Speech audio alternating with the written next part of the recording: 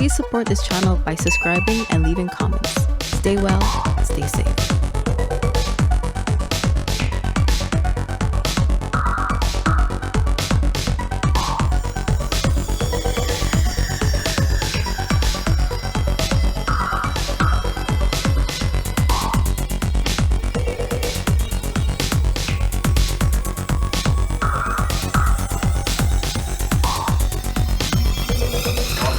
Name that isn't the description. Oh, okay.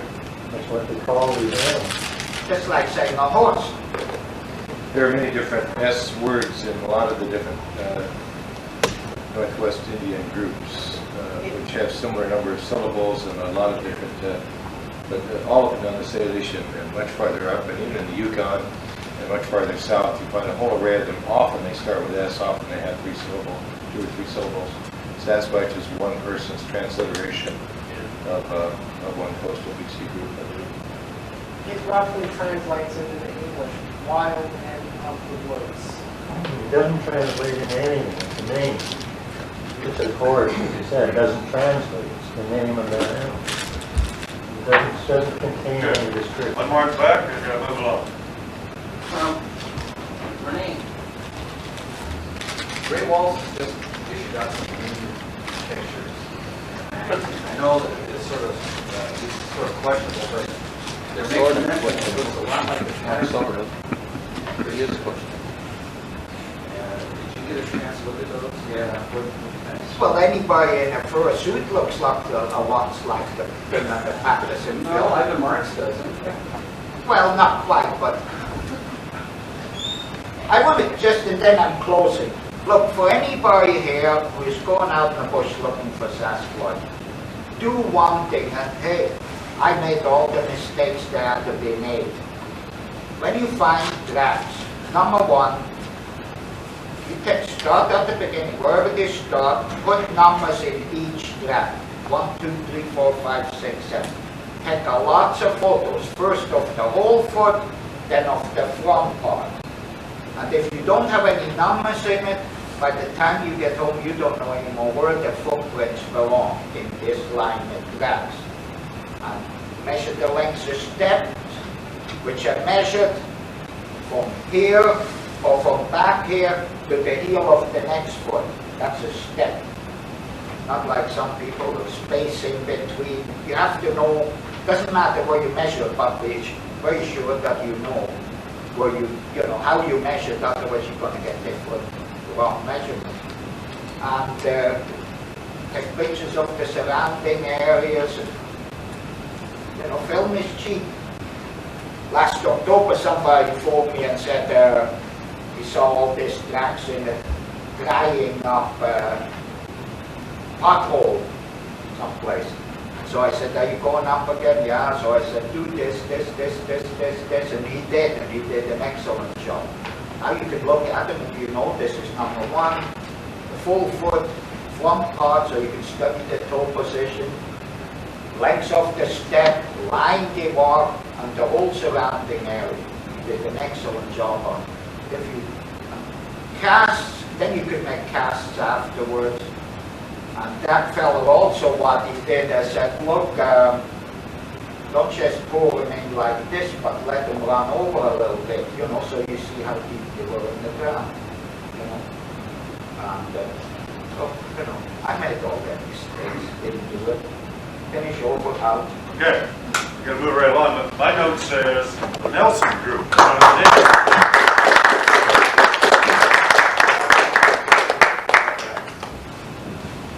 Anyone want to respond to the Nelson Group? That's me. Ah, thank you.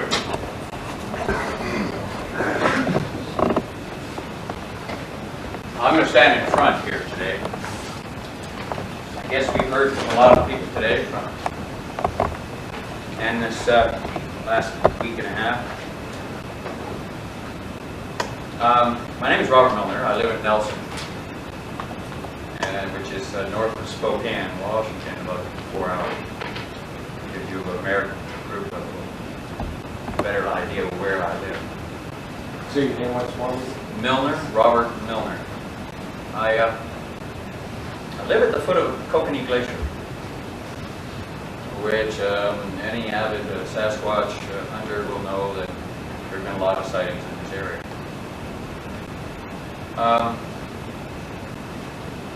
My history is not like some of yours. I haven't been doing it very long.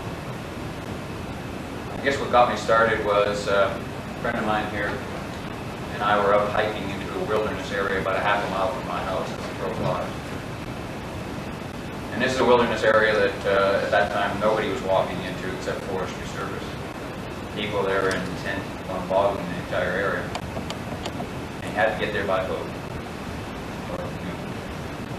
So about roughly 2 hours up this trail, and the first 2 hours is straight uphill. We ran into, I walked around this little knoll and on a ridge.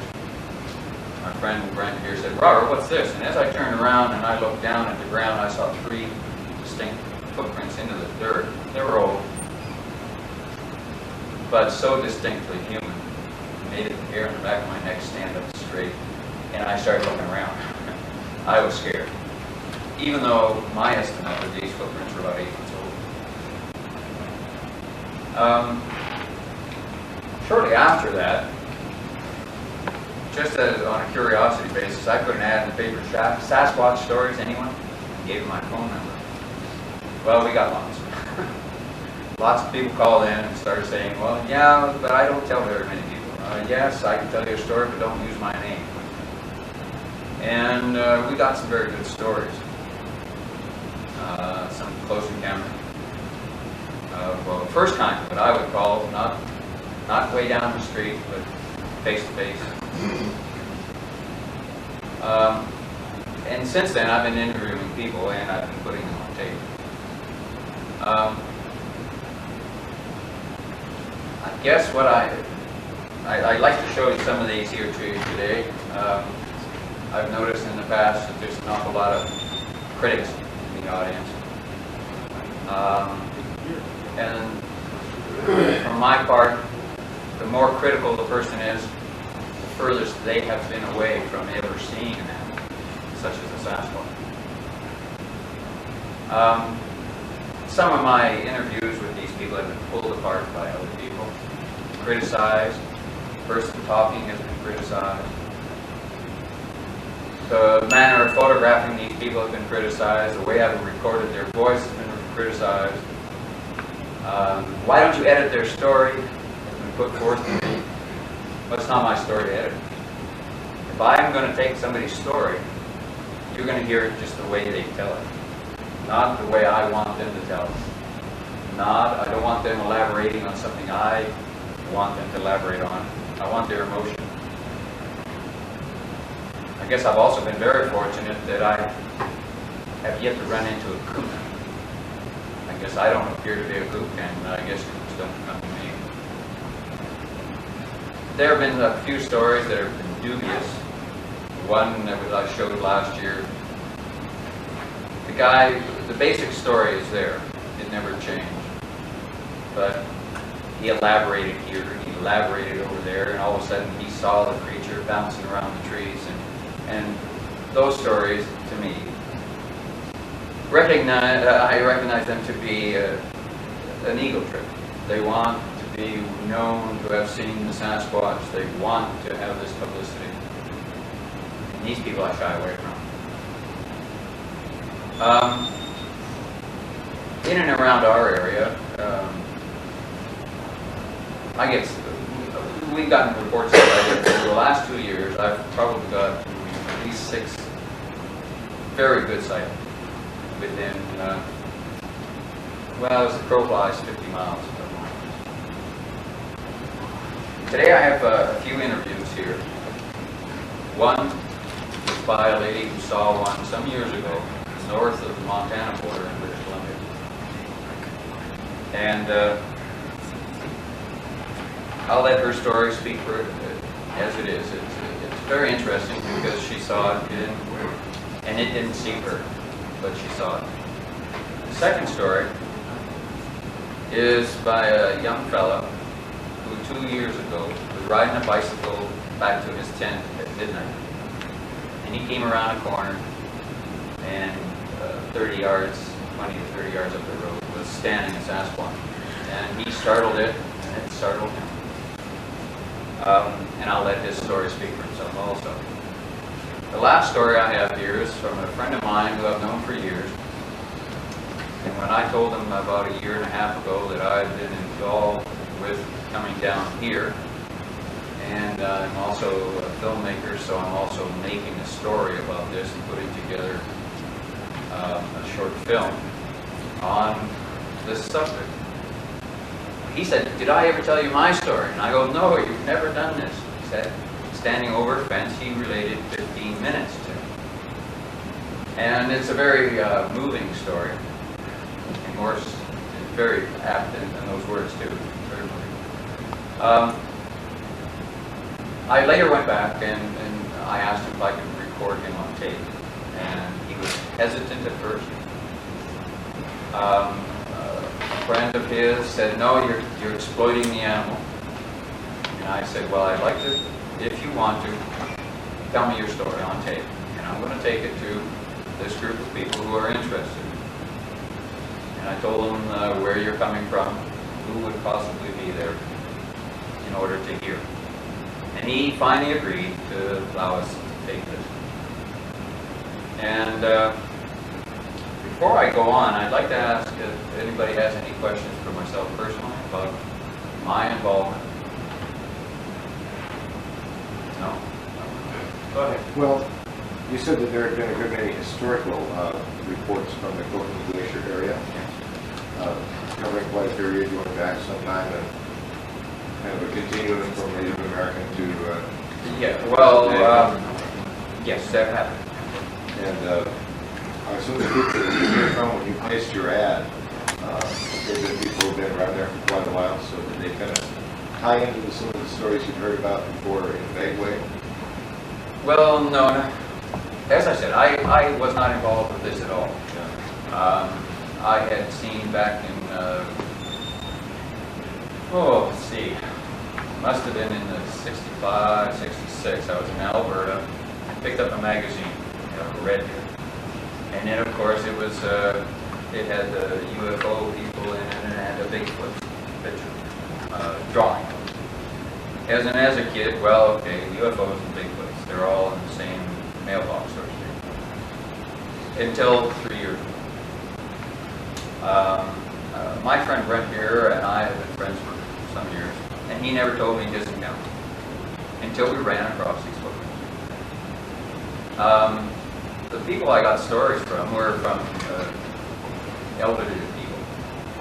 An elderly man refused to be interviewed, but he said he saw it out the back kitchen window in his grain field, plucking the grain off the dust. At around the same time, that was in, I believe, October, November sighting. The same year, October, a sighting by a pair of hunters up north of Rossland, British Columbia. And they sat there watching it with binoculars, but it was so far away they couldn't get very close with it, but they realized that this was not a human. It was all dressed in black, and it was walking through 3 feet of snow very easily. The same time of year,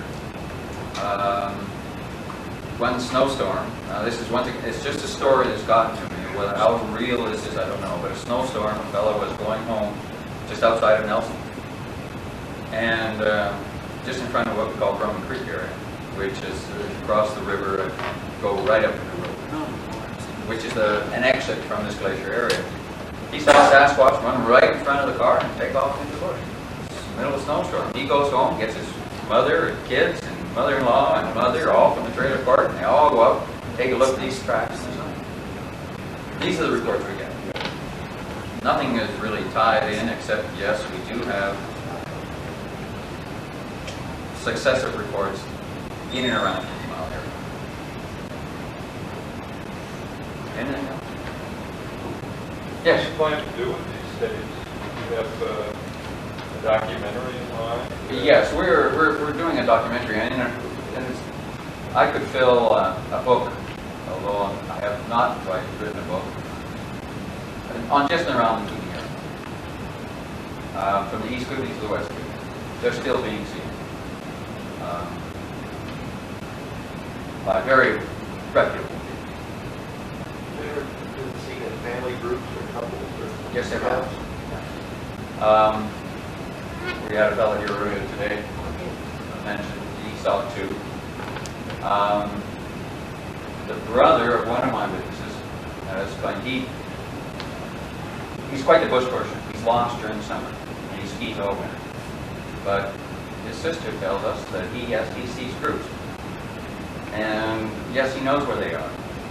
And she won't tell us. But she turns around and says, well, but you ought to get out there. But she hesitates telling us to check. What's the attitude of the Indians when they set out towards Sasquatch? Okay, the Indians in my area were forced out by the white people just before the turn of the century. And shipped off, basically. I lived in a valley what they call the Valley of the Lost Soul.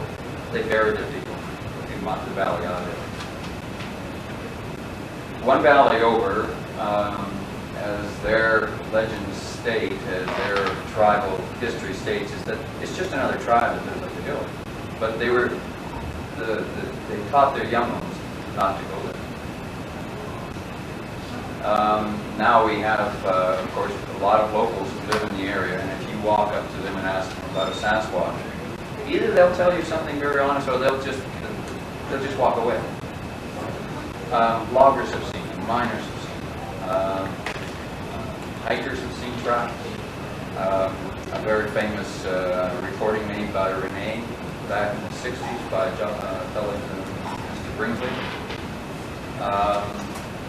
I could tell you stories that have come to me for 30 years now that we could spend another 2 hours just relating these stories. So I have a couple of couple short, I think it's about 27 minutes long if you want to hang around for it. There's 3 interviews here.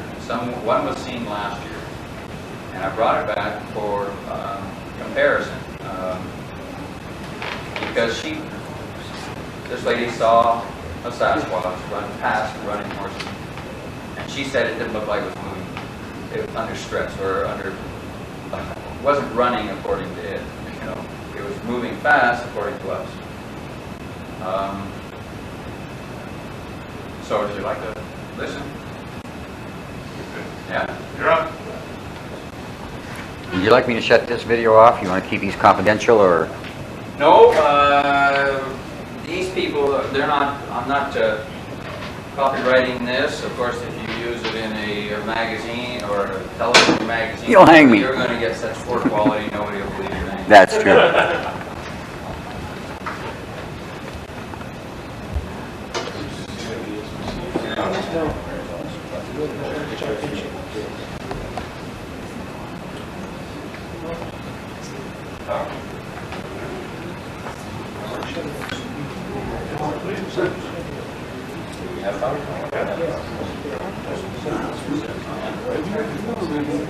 Nothing on the screen yet?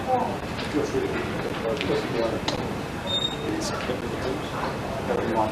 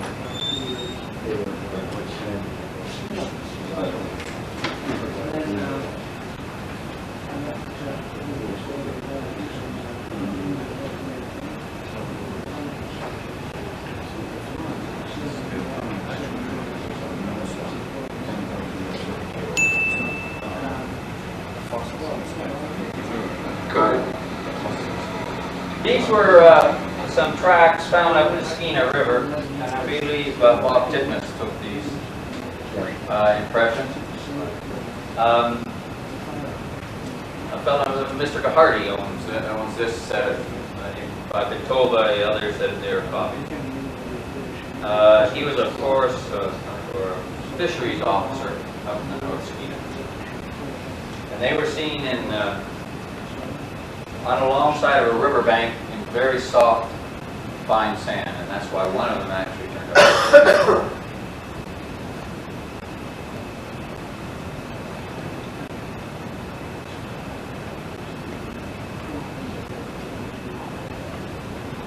At the time I put this on, I didn't know a lot about these. We're not talking about tracks, but the other ones, some of the other ones that hadn't showed up were going to be here. So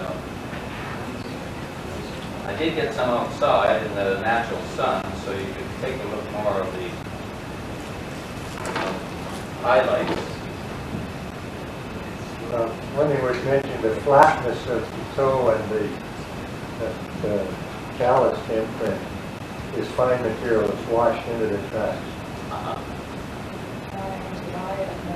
Now this is on my patio with my 4-year-old daughter in Wycliffe, and my attention was drawn to a field about 100 yards away from my patio where there was 6 or 7 horses, and they were all neighing really wildly and started galloping across the field so I could hear them in the dust. And I saw a huge Sasquatch running across the field. And the horses were afraid of the Sasquatch and veering off. The Sasquatch was running faster than the horses, taller than the horses, and he didn't look like he was rushing at all, but he passed the horses. He was going so fast, but he was just moving his arms like this, looking along. And he ran all the way off up the butte, and that was that. And I only saw him for about a minute and a half, maybe 2 minutes.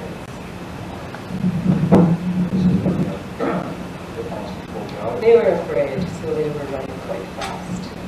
Horses do that. I couldn't believe what I was seeing, but it was too close to ignore. You know, there was no mistaking that it was a Sasquatch. And it was broad daylight. It was still about 11:30 in the morning. It was a clear sunny day, no traffic, nothing around. And I felt like I was really lucky. I felt like, wow. You know, I just saw a really magnificent creature. He didn't seem to be worried about anything. He seemed pretty calm walking across there. Horses weren't bothering him. You know, he didn't even look violent. He just looked fast and big. No. He didn't see us, I'm sure. No, he was just running right by them. The horses could do whatever they wanted to do. He was minding his own business. Yeah. Just up in the river, there's sort of some flatland there. My theory is that there's a lot of game trails in there, and it's easy access to the river, and slopes up into the mountains rather than just all hills. There's a big butte land around Wycliffe. And I started talking about it to family and friends, and it was amazing how many Sasquatch stories there are in Cambridge area, especially Wycliffe. I mean, there's been people who have done trips over there too, because there's so many stories. You know, it's evolved in a few pranks and stuff, but I also was surprised that my own brother has claimed to see Sasquatch on a number of occasions, including female and what he would call a child or an adolescent. Yeah. But this one I just assumed was male because it was huge and powerful and hairy, and you know, there was no femaleness about it at all. But it also seemed like a really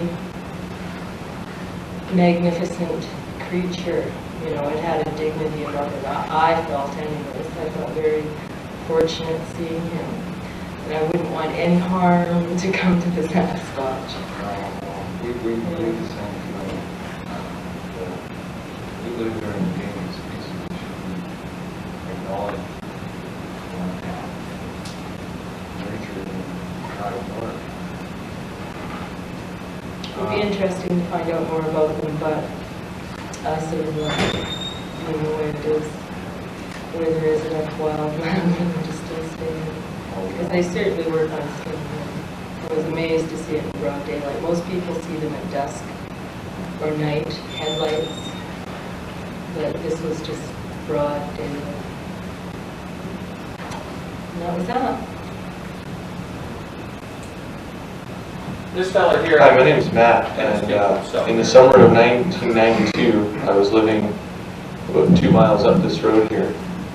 And one night, it was the full moon of August that summer.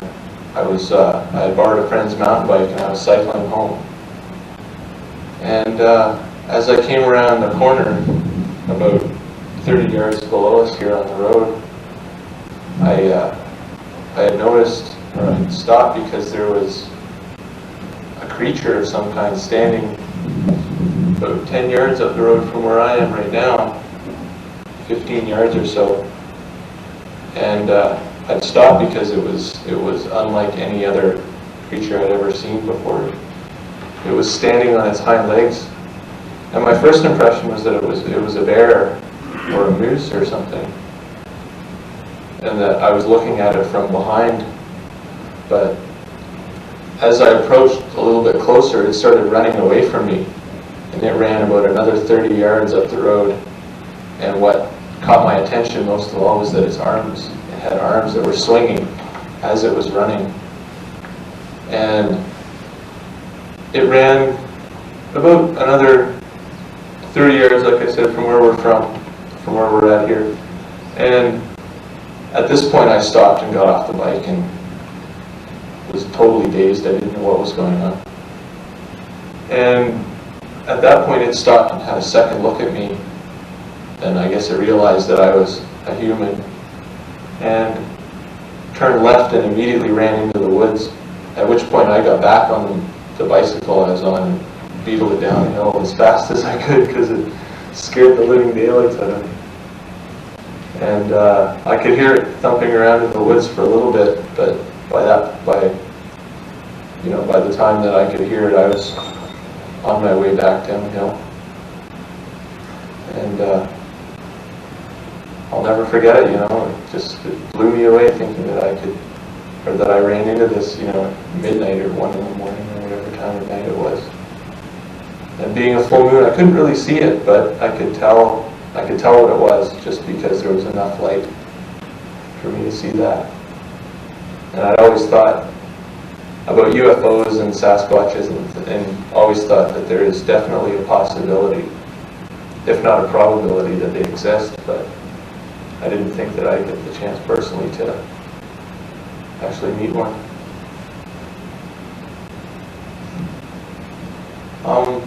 I just want to say that after encountering the Sasquatch, or Yeti, or Bigfoot, that it's definitely given me, it's opened my eyes just a little bit more as to what is actually on the planet I live on, and it sort of makes me realize that there are things yet to be discovered that are untouched by humans, that aren't exploited, and certainly gives me a greater appreciation for my surroundings.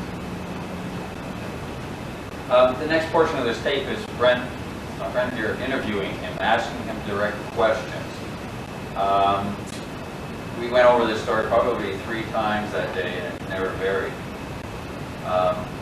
But just for some point of edit points, we decided Well, on this road we had your encounter, wasn't it, Matt?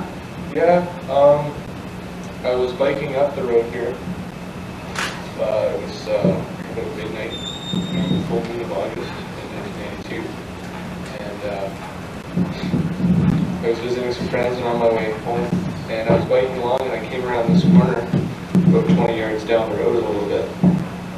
And this thing was standing about 10 yards from us, 15 15 yards from the road here. And I stopped and got off the bike and had another look. And at this point it saw me and ran about another 20 yards up the road into the mist and disappeared by basically jumping to the left into the woods and ran downhill. And at this point I had sort of kept coming up the road because I wasn't quite sure what I saw. And then when it turned, as it ran up the road a little bit and turned, and as it turned I could see its arms and its silhouette. And it wasn't a bear and it wasn't a deer or anything like that for sure. It was a big black, two-legged creature. And at that point, I got back on the mountain bike I was on and took off downhill and had to have a cigarette and relax just because maybe pee my pants just about. It was a pretty crazy experience. It was all about midnight too, so. There was a full moon? Yeah, and there was a full moon. So I could see, but being night and whatnot, you hear noises in the bush and you get a little spooked, but I know what I saw. Okay, Matt, we're going to ask a few questions. I'm just going to fast forward this. We just asked some basic questions on his location and like where were you, British Columbia, et cetera, et cetera. So the next interview I have here is from a friend of mine. Until he found out I was involved, he never told me the story. And once again, to repeat, he was reluctant to sell us. He does not want this to be exploited. He feels that what happened to him was a very personal thing. And he's never been out there. Never looked or had publishing anything, telling anybody else's story. But this is his story.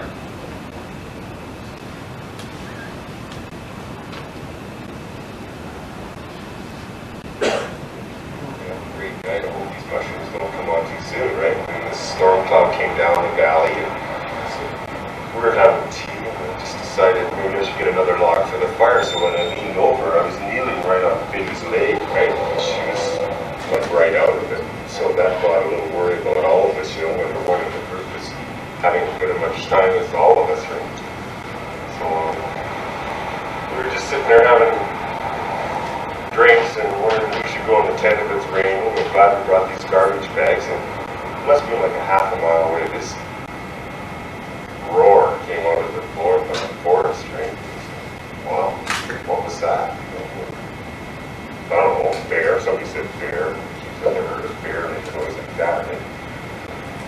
Well, about 10 minutes later, the storm was coming in closer, and big shock and thunder and that, right? And when it quieted down, this bloody awful cry comes out again, like, and it sounds like it's got gorilla lungs, right? Like huge lungs. It's not, when somebody said a cat or something, geez, it sounds big, like. Yeah. So we were camped out in this burnt out area because we wanted the early morning sun coming up. We had this vision of getting up at 6 in the morning and peaking and having a great day. The night perceived though, I was sort of stormy and Biddy's turning blue, and this hitchhiker that was with us, Steve, he had just come from the Banff School of Fine Arts and was taking a black magic course or something like that, right? So when he heard this, he was like, this is real, this is something in a book now, right? So we just all sort of cowered into the tent when we wanted to. And we're in the tent, and this thing is making up ground, eh? Like it sounded like it was a half a mile away. Now it sounds like it's just over the rise. And what I figured was it was making this noise to scare us away. But if we were to run, there was like giant carbon-pointed trees laying down, right? Like branches. So there's no way we could escape from this thing. We had a person sort of comatose, so trying to hang out the evening. While I was in the tent, I felt something was moving me when I was like, say, out of it. And I just thought it was this bear thing that somebody had planted in my head, like, oh, oh no, is this what I got to witness myself being eaten by a bear tonight? That just, me moving, that dropped me or whatever, right? It just, so, maybe because of our blackout stage, it had no problem coming into our camp because we weren't alive as far as I figured, I guess. Everything probably runs off when it makes this noise. So the next morning, which we thought would be just the sun coming over, the sun was at like 9 o'clock high or whatever. The tent was flapping, a big hole in it. Like, I don't know how the rip got in the tent. And Betty was coming too, but she was looking real blue. And Steve was all upset because somehow he thought it was all his fault, you know. Like when I woke up in the morning and looked out, I thought we burnt the forest down, right? Your mind is just fresh when you wake up, eh? Like, what the hell happened? But went down to have my morning constitution because these mushrooms were real laxative, right? And walking just out of range of the camp and on a log, and I was going to do my business over there, and I was ready to take my overalls down. And it was just like the new forest where it hadn't burned was right there 10 feet away, and it was just sort of really dense. You'd have a hard time getting through it. And I just was bending over to get the rest of my jeans down, and this heavy gruntle noise, I'm just like, you know, with the wind almost right back there, and it just, like, I thought of the bear and the incident that night, right? It's just like a flashback or something. So, like, wanting to get out of there, I slipped on the log, and it fell on this branch, you know, like it ripped my overalls, and a nice big gash right up the backside of me. But in my head, I was visioning this bear coming out of the woods and giving me a swat, right? And it was like, oh, and I turned around and looked at this pain, and there's nothing there. It's like, well, I'm just, you know, I'm nervous from last night or something, right? And again, in the woods, this, and so I figured this thing was still there. So I hanging out watching this, and my buddy, he wanted to play in the rest of the woods for the morning. We're saying, let's get out of here, you know, Betty's sick, and our time to get some him. We took off with that camp. Never thought of it for a few months. So the same thing, I was going to a show and watched this tracer on Search of Bigfoot, right? He had a simulated cry. And when they put that, yeah, exactly, and it was a simulated one. My wife and I were sitting in the movie theater, and same thing, hair stood up in the back of her neck, so we looked around, that's what that was, you know. But again, I mentioned it to Joe, who was there with us that evening, and he was like, it was a cougar and me, you know. Like, so, thus, doing this interview, right, like, even your friends that are there sort of contradict you, because, you know, they didn't see different opinions, so. But, yeah, I figured that's what it was, being up in the Shuswap area. What was your feeling when you were rousted in the tent? When you... Well, see, we had dogs too, so it was like when this thing was howling, the dogs were cowering back into camp, right? And like, it brings your nervousness up so much that when my dog first came into the light of the campfire, I thought wolf, right? Because they were Malamutes, you know, like, oh, that's my dog, you know. Yeah, sure, it's my dog with his tail between his legs, right? So, yeah, we were just all in the tent because it started flash raining real good, so it was smart to be in there, but we felt really protected by that 16-inch of canvas, this thing outside. And there were times it was bugging us so much that I was trying to show this Steve fella that, hey, no problem, there's 6 of us, so I screamed back at it, right? Like I tried to mimic and scream, right? My friends looking at me, you know, like, it's gonna battle us, you know. No, it just seemed to, like the next time it yelled, it seemed like it was a little closer, right? Yeah. But like I say, in the tent, we were just sort of laying there, and something moved me. I opened my eyes, and like I said, it was just like this hair was in my face, and it was like, that's when I went, oh, it is a bear come to get us, right? And I just sort of gave into it rather than struggle, and just me moving, it just seemed like it left the area, right? And, that's about it. Didn't make much of it other than we were alive the next day through the ordeal we put on ourselves and this thing, right? So, something that'll stand out in your mind, right? I'm trying to think that. Now, you take these stories, criticize them, tear them apart, criticize criticize the personality of these people. But one thing you'll find is that these people had nothing to gain from it. They're not writing books, but they've had a very close encounter. One person, the lady had a close encounter from 100 yards or better away. And the way she felt she was blessed by given the chance to see this animal. And this other one, he thought it was a bear and was going to eat him from the foot up.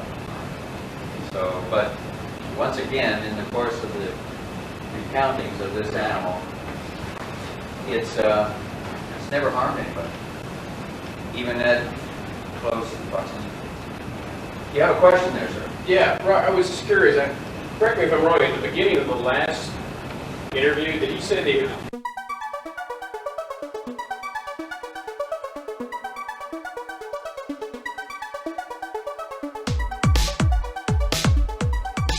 If you're enjoying all this rare and unique content, please show your support by subscribing and leaving comments. Stay safe, stay well.